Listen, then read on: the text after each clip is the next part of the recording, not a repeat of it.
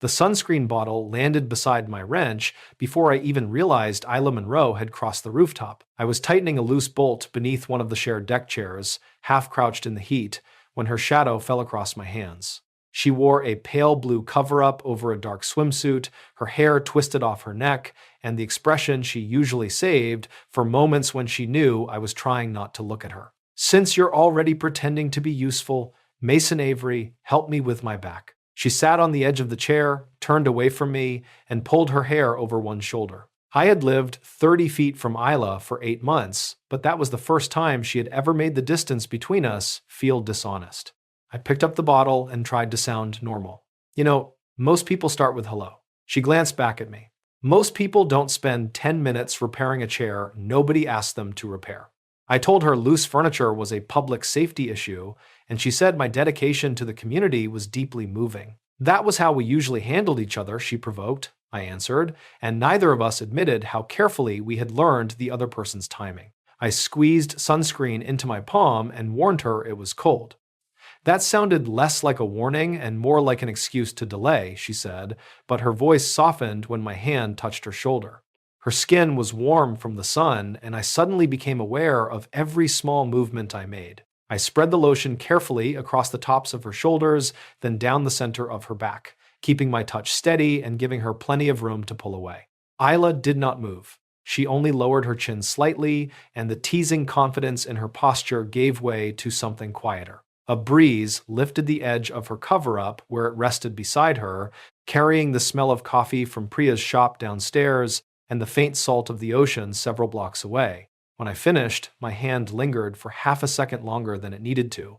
That half second changed the entire afternoon. I stepped back and reached for humor because humor had always kept us safe. There, professional service. I'll add it to the building maintenance bill. Isla turned around slowly, one knee drawn onto the chair, and looked straight at me. She was not smiling now. "Don't make this feel casual." The words were quiet, but there was nothing uncertain about them. My first instinct was to ask what she meant, even though I knew exactly what she meant. Instead, I set the bottle beside her and said, "I didn't think it was." Her eyes searched my face as if she expected me to retreat behind another joke. "Then don't act like it was nothing," she said. "I'm not interested in being the neighbor you flirt with whenever the weather's good." That stung because it was close enough to the truth to deserve an answer. I had spent months noticing when her lights came on after late styling jobs, remembering which coffee she ordered, and pretending the sound of her footsteps in the courtyard did not make me look up from whatever I was doing. I liked her too much to treat her carelessly, but I had convinced myself that not acting was the respectful choice. "You're not nothing to me," I said. It was plain, and it left me exposed in a way I was not used to. Isla's shoulders loosened slightly, but she did not let me escape with only that. "That's not the same as knowing what you want." I nodded because she was right. No, it isn't. For a moment, neither of us spoke, and the rooftop felt smaller than it ever had before. She put her cover-up back on and tied it loosely at her waist. I expected her to leave, but instead she picked up a folder from beneath the chair and handed it to me. Inside were sketches of freestanding display frames, narrow platforms, and simple wooden racks designed to hold swimwear without making it look like it belonged in a department store. Isla explained that Priya was helping organize a neighborhood summer showcase in 3 weeks. Local artists and small businesses would take over the courtyard and the coffee bar, and a representative from a West Coast clothing brand might attend. "I need these built," she said. "Nothing fancy. Clean lines, light enough to move, strong enough not to collapse when people touch things they have no business touching." I looked over the measurements and told her half of them were optimistic. "That is why I'm asking the man who alphabetizes screws," she replied. I looked up from the sketches. "You're asking me after that conversation?" Isla folded her arms, but the corner of her mouth moved. "I'm asking you because of that conversation." She wanted an answer about us, but she was not going to place her work on hold while I found the courage to give one. That was one of the things I liked most about her. Isla never confused vulnerability with surrender. I told her I would help, and she said we could start Monday evening in her apartment because she had sample pieces and material swatches spread across every available surface. Then she stepped closer, took the folder from my hands, and added, "Just so we're clear, building me a rack does not count as emotional communication. I was hoping for partial credit, I said. This time she smiled, but it was smaller and more careful than usual. You can earn that somewhere else. She walked toward the rooftop door, leaving me beside the repaired chair, with sunscreen still drying on my palm and a project I had no reasonable excuse to refuse. By Monday, I would be inside Isla's apartment, helping her build something meant to carry the future she wanted. Before then, I had to decide whether I was only willing to be useful to her or brave enough to tell her that nothing about the way I wanted her felt casual. By Monday evening, Isla's warning had followed me through 2 workdays, 1 inventory meeting, and a Sunday dinner where my father asked why I kept checking my phone. I arrived at her apartment carrying a tape measure, a cordless drill, and enough hardware to make the visit look strictly professional. Isla opened the door with a pencil tucked behind one ear and 3 strips of fabric pinned to her shirt because she had apparently run out of hands. "You brought the entire store," she said. I told her I had left the plumbing aisle behind as a gesture of restraint. She stepped aside, smiling despite herself, and I entered a room that looked less like an apartment than the inside of a very organized storm. Her dining table was buried beneath swimwear samples, sketches, color cards, and small pieces of textured fabric. A mannequin stood near the window wearing half of a rust-colored swimsuit, while another design had been draped over the back of her couch beside a bowl of lemons and 2 unpaid utility bills. Isla walked me through her display ideas quickly, speaking with the focused confidence she rarely showed on the rooftop. She wanted the collection to feel warm and handmade without looking unfinished, which meant the stands had to disappear visually while still holding everything securely. I suggested simplifying 2 frames and replacing her thin bases with wider ones. She argued for 6 minutes, studied my revised sketch for 10 seconds, then said, "Fine, your boring rectangles may live." That became our working rhythm over the next week. I came upstairs after closing the hardware store, and she met me with takeout containers, new measurements, and opinions about wood grain that were stronger than some people's political beliefs. She would sketch an ambitious curve, and I would explain why gravity had not agreed to cooperate. I would build something perfectly functional, and she would move one support, change the spacing, and somehow make it look intentional instead of merely sturdy. We irritated each other productively. By the 3rd evening, she had stopped asking before taking the pencil from behind my ear, and I had stopped pretending I did not notice when she leaned over my shoulder to inspect a joint. Priya's coffee bar downstairs became our unofficial staging area. We carried drawings there in the mornings, left sample boards behind the counter, and argued over dimensions while Priya served us coffee without asking what we wanted. People began assuming we were together because we arrived at the same time and because Isla had developed the habit of stealing bites from whatever I ordered. Neither of us corrected them quickly enough. The almost couple rhythm should have made things easier, but it made every small contact feel more deliberate. When she touched my wrist to stop me from marking the wrong measurement, I remembered the rooftop. When I carried a heavy sample case upstairs for her, I wondered whether she saw care or another useful favor hiding where an answer should have been. The real stakes surfaced on Thursday night while we were testing the first finished frame in the courtyard. Isla hung a deep green swimsuit from the crossbar, stepped back, and adjusted the strap until the piece caught the light exactly the way she wanted. She looked pleased for half a second, then nervous. That was when she told me a brand representative from Los Angeles had confirmed she would attend the showcase. If the collection landed well, Isla might be offered a 6-week trial collaboration with the company's design team. It was not a guaranteed job, but it was close enough to the future she wanted that her voice changed when she described it. "You'd go?" I asked. She looked at me as though the answer should have been obvious. Of course I'd go. Then she softened slightly and added that the trial could lead to steady contract work, possibly more time in Los Angeles afterward. I congratulated her, and I meant it, but something in my chest tightened around the practical distance between San Diego and a life that might keep expanding away from our shared rooftop. Isla noticed. She always noticed. "This is where you say what you're actually thinking," she said. I told her I was thinking it was a good opportunity. "That's the approved public statement," she replied. I was asking for the private one. I should have answered then. Instead, I crouched beside the display base and checked a bolt that did not need checking. Isla let out a quiet breath, but did not push me further. We finished the frame in her apartment after midnight, both of us tired enough that our usual defenses had begun to slip. When I stood to leave, she reached past me for a fabric sample and ended up close enough that the side of her hand rested against my chest. Neither of us moved. Her gaze dropped to my mouth, and I felt the moment pulling us toward the kiss we had postponed since the rooftop. I lifted one hand toward her waist, but Isla placed her palm flat against my chest before I touched her. It was not rejection. Her breathing had changed, and she was still standing close enough that one step would have erased the space between us. "I want this," she said quietly, "but I'm not doing summer fun with the reliable neighbor before I leave town." I told her I had never thought of her that way. She nodded. "Then eventually, you're going to have to tell me what way you do think of me." She stepped back, and the room seemed colder without her in front of me. I walked downstairs carrying my tools, knowing I had not lost my chance yet, but also understanding that patience was no longer an innocent choice. Isla had given me clarity twice. If I kept answering her with silence, careful would stop meaning respectful and start meaning no. I asked Isla out the next evening before I could turn the decision into another week of useful silence. She was in the courtyard adjusting the angle of one of the finished display frames when I came home from the store, and I walked straight past my apartment instead of giving myself time to invent a reason not to speak. "Dinner Friday," I said. She looked up from the frame. "Is that a calendar reminder?"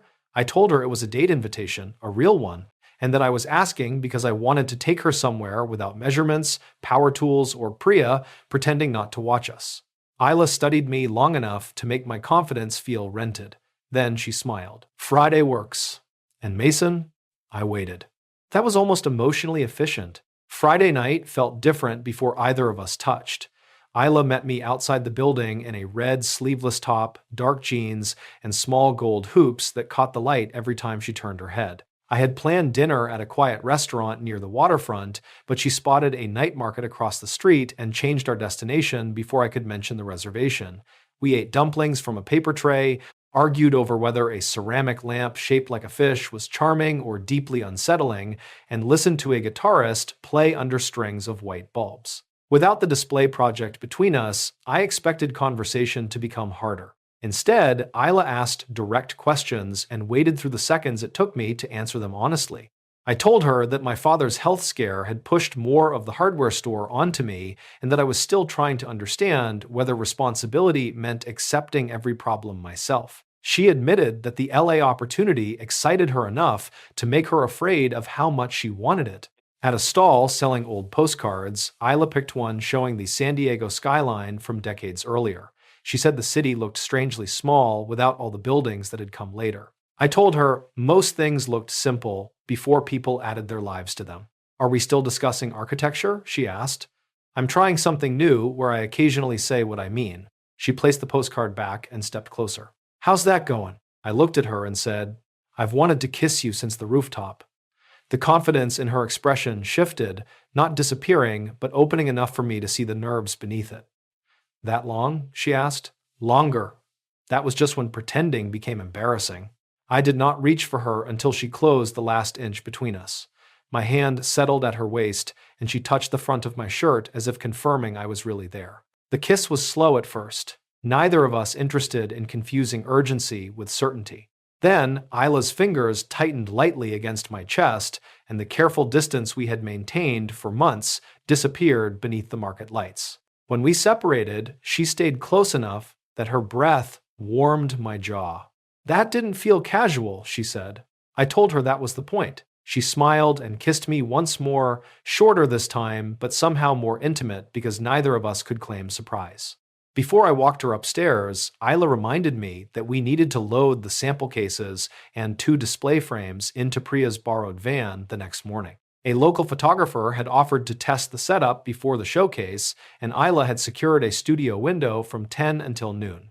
I promised to meet her in the courtyard at 8:30. The next morning, I arrived at the hardware store before 7, intending to handle a delivery and leave with time to spare. At 7:15, one employee called in sick. At 7:40, we discovered that a shipment had been entered incorrectly, leaving 3 contractor orders incomplete.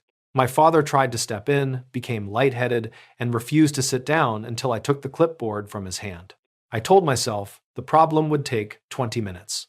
Then another truck arrived, 2 customers needed refunds, and the contractor, whose order was missing, stood at the service counter explaining exactly how much money our mistake was costing him. I looked at my phone twice. Each time, I decided it would be better to send Isla a clear answer once I knew when I could leave. That was the same reasoning I had used for months whenever something emotional required a response. Wait until I could offer certainty, even if the waiting made someone else carry the uncertainty alone. By the time I finally called, it was after 9:30. She did not answer. I reached the courtyard shortly after 10. The van was gone, but Isla was still there beside the last display base, struggling to tighten a strap around it. Priya had driven the first load to the studio, and Isla had arranged for a rideshare van to take the rest. Her hair was pulled back badly, one sleeve of her shirt had slipped off her shoulder, and the frustration in her movements made me wish she would simply yell. I apologized and explained what had happened at the store. Isla listened without interrupting, then asked why I had not sent a message at 7:15. I said I thought I could fix the situation quickly. "So you let me keep planning around a version of the morning that no longer existed," she replied. I reached for the strap, but she moved her hand away before I could help. She was not angry that my father had needed me or that the store had fallen apart. She was angry that I had made the decision alone and expected my eventual explanation to erase the hours when she had no idea whether I was coming. "You keep acting like being responsible means disappearing until you have everything under control," she said. "That may work with inventory, Mason. It doesn't work with people." I told her she was right, but the words sounded thin because she was still standing beside a display we had built together, carrying the part of the morning I had promised to share. Isla fastened the final strap herself. "This is what I meant on the rooftop," she said. "I'm not asking you to make me more important than your family or your work. I'm asking you not to make me feel chosen only when nothing else needs you." She climbed into the waiting van before I found an answer worthy of the damage. As it pulled away, I stood in the courtyard with yesterday's kiss still vivid in my mind and the certainty that wanting Isla had never been my real problem. My problem was that I kept waiting to speak until the truth could no longer cost me anything, and she had just shown me exactly what that silence cost her. For the next 4 days, Isla treated me with the kind of politeness that leaves no room to pretend everything is fine. She answered questions about the display pieces, confirmed delivery times, and thanked me whenever I carried something heavy, but the easy habit between us was gone. There were no stolen bites from my breakfast at Priya's, no pencil taken from behind my ear, no shoulder brushing mine while she leaned over a sketch. I kept showing up because the showcase still mattered, and because leaving her to finish alone would have turned one bad decision into a pattern. Still, every useful thing I did reminded me that usefulness was the only language I had offered when she had asked for more. Priya noticed the distance before either of us said anything. On Wednesday morning, she handed me my coffee and nodded toward Isla, who was measuring fabric near the courtyard windows. "Whatever you broke," she said, "you are not going to repair it with brackets." I told her I had missed an important morning because the store had fallen apart. Priya asked whether Isla was angry about the store or about not knowing where I was.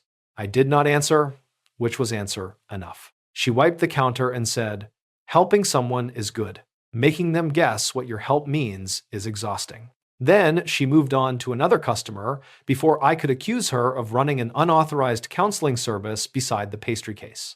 The showcase arrived on Saturday under a white canopy stretched across the courtyard. Priya's tables had been pushed against the brick walls. Local artists filled the remaining space with prints, ceramics, candles, and jewelry, and a small crowd began forming before noon. Isla's collection stood near the center on the frames we had built together. The pale wood almost disappeared behind the colors she had chosen: deep green, rust, midnight blue, and a bright coral piece that caught attention from the entrance. I had seen every sample in her apartment, but seeing them arranged as a complete collection made me understand the scale of what she had created. Nothing looked accidental. Every line, strap, seam, and color choice belonged to the same clear point of view. Isla moved through the crowd with the confidence she used when she was working at her best. She explained fit, fabric, and construction without apologizing for caring about any of it. People touched the material, asked questions, and took photos. When the representative from Los Angeles arrived, Isla did not suddenly become smaller or more agreeable. She spoke with the same directness she used with me, listening carefully but defending the parts of the collection she believed in. I stood near the edge of the booth, repairing a loose clip, and watched the woman I had nearly reduced to a complicated neighbor become unmistakably herself in public. The representative stayed for almost 40 minutes. By the time she left, Isla was holding a business card and trying not to look too hopeful. Later, she told Priya and me that the company wanted her in Los Angeles for a 6-week trial collaboration beginning in less than 3 weeks. The position would involve adapting 2 of her designs for a broader production run and assisting the brand's in-house team on a new resort collection. If the trial worked, there could be steady contract work afterward. Priya hugged her immediately. I congratulated her, and Isla thanked me with a genuine smile, but the distance between us remained where we had left it. The crowd thinned near sunset. Priya closed the coffee bar early, and the other vendors began packing their tables. Isla and I dismantled the display in silence, carrying the lighter frames into the storage room beneath the stairs. I waited until we were alone beside the final rack before telling her how proud she should be. "I am," she said. "I worked hard for this. There was no arrogance in it, only fact." I told her she deserved the opportunity and that Los Angeles would be lucky to have her. She wrapped a protective cloth around the crossbar and asked, "Is that all you want to say?" I knew what she was offering me, and I still hesitated. Not because I did not know what I felt, but because every possible answer seemed attached to a promise I had not yet figured out how to keep. The store needed me. My father was still trying to work more hours than he should. Isla might spend 6 weeks in Los Angeles and return with a career that kept pulling her back there. I wanted to say I could handle all of it before admitting I wanted her. Instead, I told her I did not want to make her opportunity about me. Isla stopped wrapping the rack. "You keep doing that," she said. "You turn not answering into something considerate." I started to explain that I was trying to respect what she had built, but she shook her head. "My work is not asking you to disappear, Mason. I am asking whether what happened between us matters enough for you to say what you want before circumstances make the decision for you." She was not asking me to stop her from going.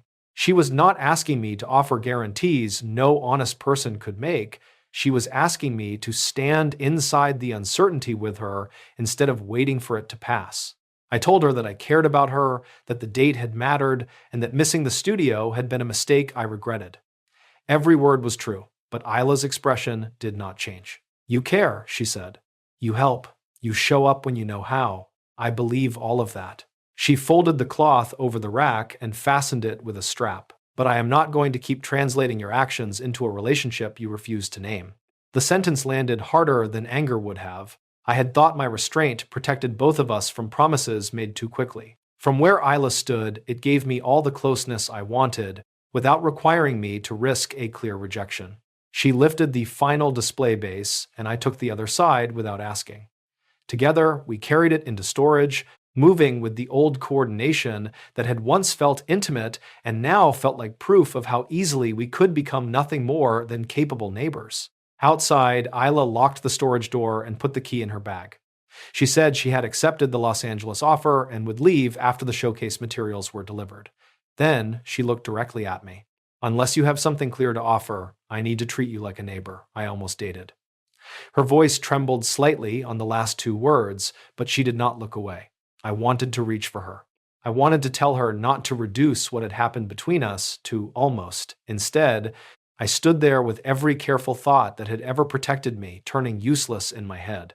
Isla walked upstairs, alone. I remained in the empty courtyard beneath strings of lights that Priya had not yet taken down, surrounded by tables, folded canopies, and the bare spaces where Isla's collection had stood.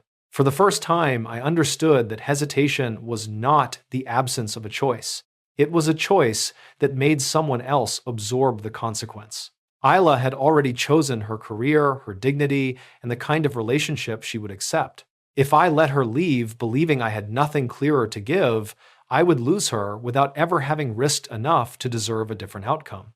The next morning, I opened the hardware store at 6 and stopped pretending my life would organize itself if I worked hard enough. I called my sister, who had been offering to take over supplier accounts for months, and admitted I had kept saying no because control felt safer than delegation. I moved 2 senior employees into clearer management roles, reduced my father's schedule, whether he liked it or not, and wrote procedures for the problems I had been solving from memory. None of it was romantic, but it mattered because I finally understood that asking Isla to trust me while building my life around constant emergencies would have been another vague promise. By late afternoon, the store was still imperfect, but it no longer required me to disappear every time something went wrong.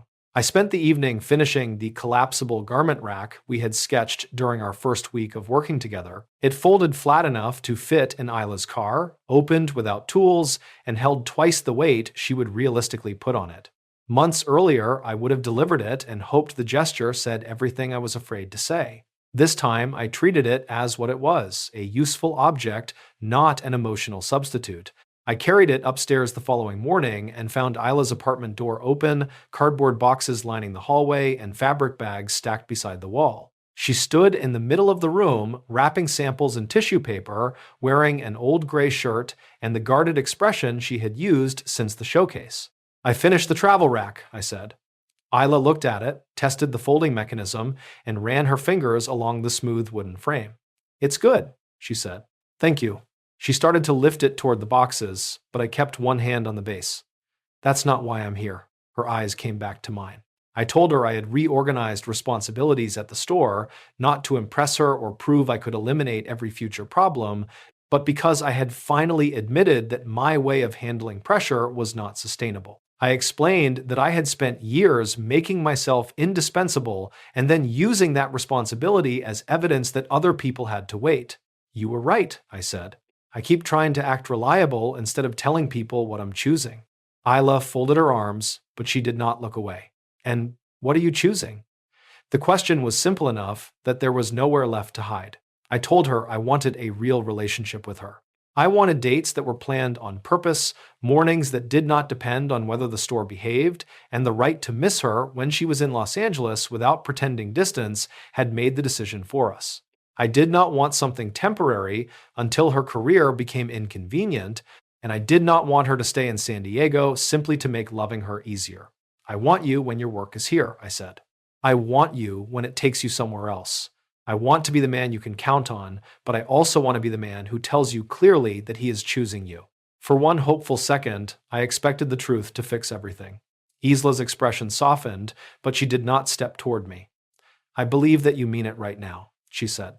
"That's not the part that scares me." She reminded me how it had felt to stand alone in the courtyard, waiting for someone who had promised to be there. She said the missed loading window had not been disastrous by itself. What hurt was realizing that when pressure arrived, my first instinct was to remove her from the conversation and return only when I had an explanation. "You don't get to call silence protection when I'm the one left guessing whether I matter," she said. I took the consequence instead of defending the intention.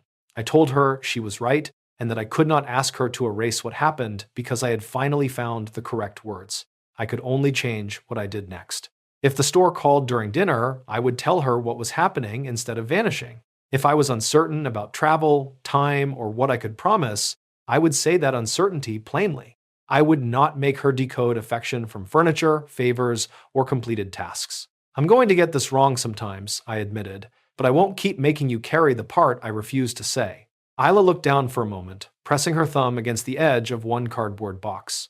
When she spoke again, some of the sharpness had left her voice. She admitted that she had her own habit to change. When she became afraid of being half-chosen, she turned directness into a test and expected people to answer perfectly before she admitted how much the answer mattered. "I told you not to make the sunscreen casual," she said. "But I didn't tell you that I had already started wanting this to be serious." I asked why she had not. She gave me a tired smile. "Because then you wouldn't have been the only one risking rejection." I stepped closer but stopped before reaching for her. "Then risk it now." Isla studied me for several seconds, the room quiet except for traffic passing beyond the open window. Finally, she said she wanted the relationship too. She wanted us to try while she was in Los Angeles, but not as an experiment we could abandon the first time distance became annoying. She wanted planned visits, honest conversations, and the freedom to say when something was not working without either of us treating that honesty as a threat. I agreed before she finished listing the terms. You should probably hear all of them first, she said. I told her I had already learned what happened when I delayed important answers. That brought back the smile I had been missing. Isla stepped into the remaining space and placed both hands against my chest.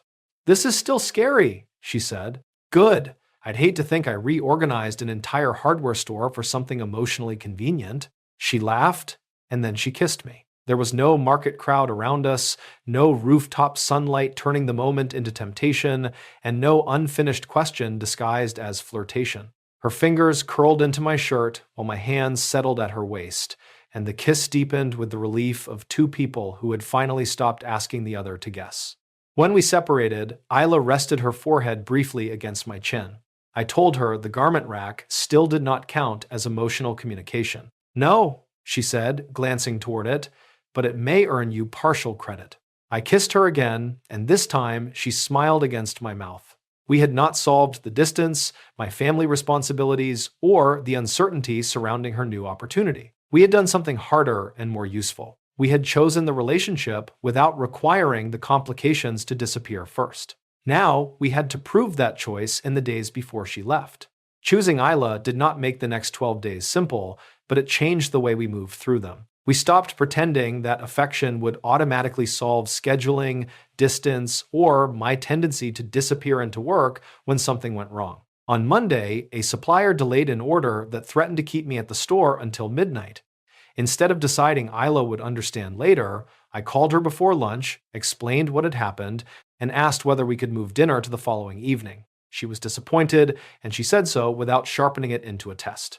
Then she brought 2 sandwiches to the store, sat on the counter while I finished the paperwork, and informed me that this counted as a date only because she had worn earrings.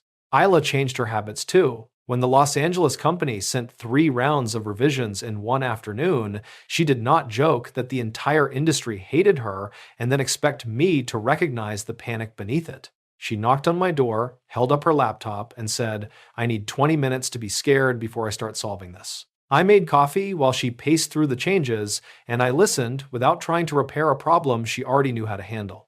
Afterward, she sat beside me on the couch and admitted that leaving felt more frightening now because San Diego contained something she wanted to return to. I told her that wanting both did not make either choice less serious. She leaned against my shoulder and said, "Look at you, communicating without a single shelf bracket." We planned the distance in practical terms. Isla would be in Los Angeles from Monday through Friday most weeks, with occasional weekend work when the team prepared samples. I would visit during her second weekend, and she would return to San Diego when the schedule allowed. We agreed on calls that could move when necessary instead of rigid promises designed to fail, but we also agreed that busy would never become an excuse for silence. None of it sounded cinematic. It sounded like calendars, fuel costs, and 2 adults refusing to treat logistics as evidence that the relationship was doomed. That groundedness made the whole thing feel more intimate than any dramatic promise I could have offered. 3 days before she left, Isla had an outdoor fitting with a local model on the rooftop. I was adjusting the hinges on one of her travel cases when she appeared in a dark green swimsuit with a loose white shirt hanging open over it. She carried the same sunscreen bottle from the afternoon that had started everything between us. "I need help with my back," she said, sitting on the edge of a deck chair. Her voice was playful, but the moment carried too much history to be only a joke. I took the bottle and sat behind her. The first time I had touched her as if one wrong movement might expose everything I had been trying to hide. This time, I spread the sunscreen across her shoulders slowly, knowing exactly what the closeness meant and trusting that she knew too. When I finished, Isla turned toward me. "Are you going to make a maintenance joke?" she asked. I set the bottle aside and told her, "There has never been anything casual about you." The teasing left her face. She touched my jaw and kissed me with the rooftop door open, footsteps moving in the stairwell, and no need to pretend we were protecting a harmless neighbor routine. On the morning she left, I loaded her samples, the collapsible rack, and 2 suitcases into her car while she checked the apartment 3 times for things she had probably already packed. Priya came outside with coffee and a paper bag of pastries, hugged Isla hard, and made us promise not to become unbearable about the distance in her shop. When she returned downstairs, Isla stood beside the driver's door, twisting the ring on her keychain. The confidence she carried into meetings and crowded rooms had gone quiet. 6 weeks suddenly feels long, she said. It is long, I told her. We don't have to lie about that. I handed her the coffee and reminded her that I would be there the second weekend, that she could call when the work was exciting as well as when it was difficult, and that I expected photographs whenever the garment rack performed heroically. She smiled, but her eyes shone. And if the store falls apart, she asked, I'll tell you before I try to save it. That answer mattered more than promising it would never happen. Isla set the coffee on the car roof and wrapped her arms around me. I held her in the morning light while the neighborhood began waking around us, neither of us pretending departure was romantic simply because we had chosen each other. It hurt, and it was still the right choice. When she finally pulled back, she kissed me once and said, Don't become a mysterious, emotionally unavailable hardware magnate while I'm gone. I told her my empire was mostly drawer pulls and discounted paint trays. Power changes people, she said, then kissed me again before getting into the car. I watched her turn out of the courtyard and felt the familiar instinct to retreat into whatever task came next. Instead, I took out my phone and sent her a message before she reached the first traffic light. I already miss you, and I'm not waiting until I can make that sound less vulnerable. Her reply arrived a minute later. Good. Keep working out loud. The 6 weeks ahead would test us in ordinary ways rather than dramatic ones. There would be missed calls, tiring drives, store problems, design changes, and evenings when wanting someone close did not make them appear. But Isla did not need me to offer a perfect future, and I no longer needed certainty before speaking. We had chosen something serious while both of our lives were still moving, and that was what finally made the choice real. Would you have trusted Mason after he went silent during the first real test? Or would Isla's boundary have been the end for you? Share your answer in the comments. If you enjoyed this slow burn neighbor romance, leave a like, subscribe, and join me for the next story.